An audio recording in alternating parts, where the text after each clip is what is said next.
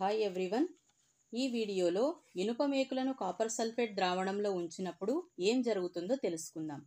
ఈ ప్రయోగం చేయడానికి కావలసిన పరికరాలు ఇనుప మేకులు, కాపర్ సల్ఫేట్ స్ఫటికాలు, బీకర్ మరియు నీరు. మొదటగా ఒక బీకర్ను తీసుకొని అందులో సగం వరకు నీరు పోయాలి. ఈ నీటిలో కొన్ని కాపర్ సల్ఫేట్ స్ఫటికాలను వేసి బాగా కలపాలి. బీకర్లోని నీరు నీలి రంగులోకి మారడాన్ని మనం గమనించవచ్చు.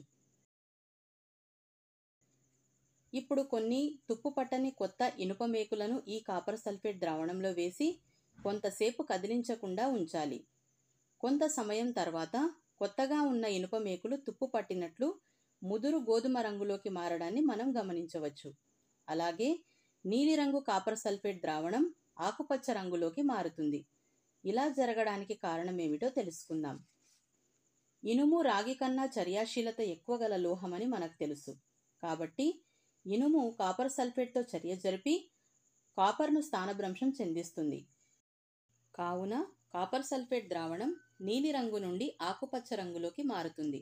అలాగే స్థానభ్రంశం చెందిన రాగి కొత్తగా ఉన్న ఇనుప మేకుపై ముదురు గోధుమ రంగు పొరను ఏర్పరుస్తుంది.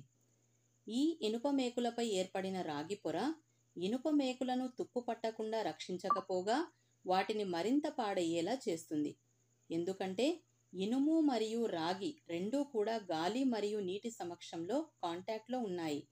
ఇలా ఉండడం వల్ల ఇది ఒక చిన్న బ్యాటరీ లాగా పనిచేస్తుంది.